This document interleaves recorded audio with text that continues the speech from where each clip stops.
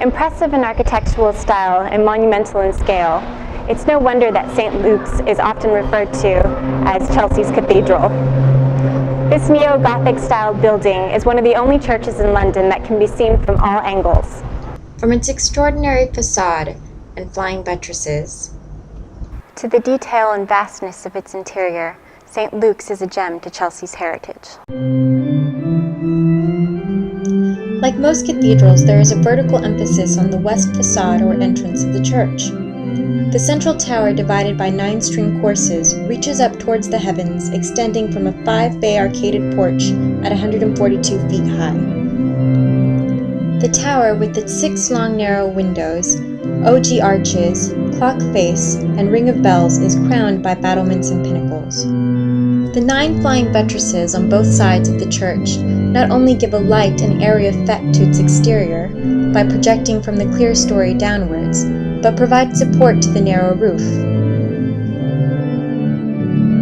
Elaborate in ornamentation, all of the corbels, roof lines, and gable ends end in upward pointing pinnacles, adding height and grandeur to the structure of the building. This use of decoration to emphasize height, along with the structural elements of all the building just described, are strong characteristics of Gothic architecture.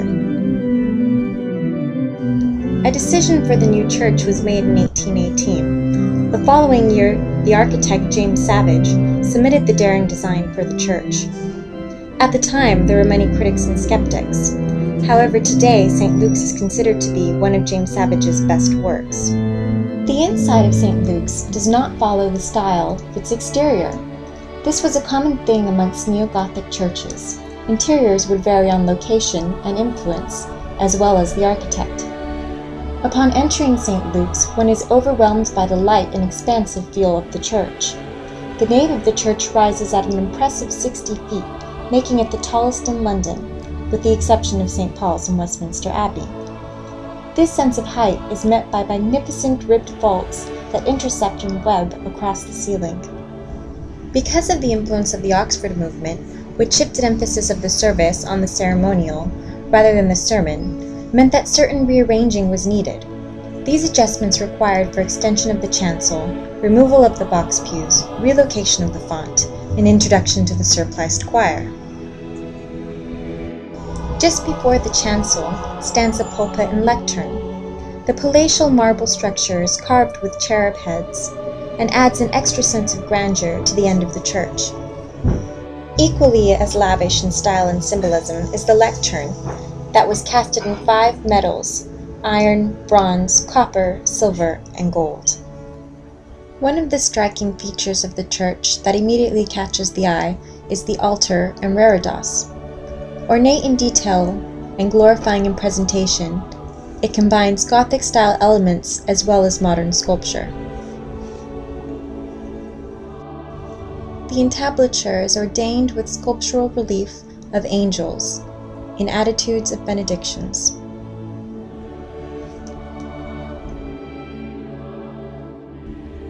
The central image on the wall behind the altar is a painting titled The Burial of Christ by the artist James Norcott in 1823. It is a depiction of the entombment. Just above the reredos and entablature is the carefully and naturally lit east window, designed by Hugh Easton in 1959. The original stained glass window was destroyed during World War II. The intricately designed window portrays closely over 116 images and iconography of saints. They are beautifully intertwined and represented by this 30-foot-high stained glass window. Music has always played an important role in the church, especially during the Oxford movement. The original case done by Savage was intentionally designed to mimic the facade of the church. It wasn't until later that the sets of pipes on both ends were added. The lower center of the organ marks a seal with the arms of George IV. Its brilliant sound has enticed the BBC on multiple occasions for broadcasting. With great musicians such as John Goss and John Ireland involved in St. Luke's past, it's no wonder there is such a strong musical heritage linked with its present. Another unique and very special feature to this church is the Piffer Chapel. Adjacent to the chancel and altar in the south aisle is the Piffer Chapel.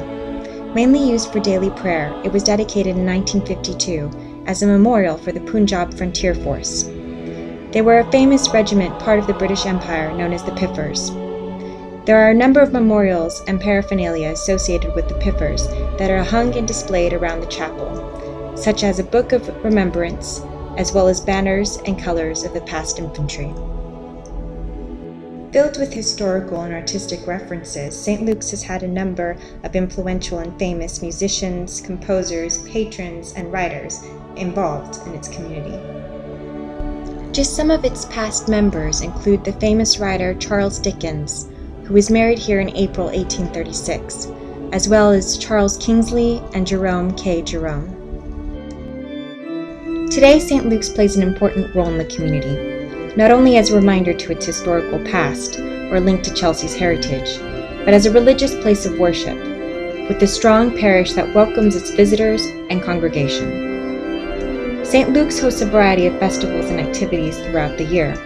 Services are held regularly on Sunday at various times, as well as morning prayer, which is held daily at 9 a.m.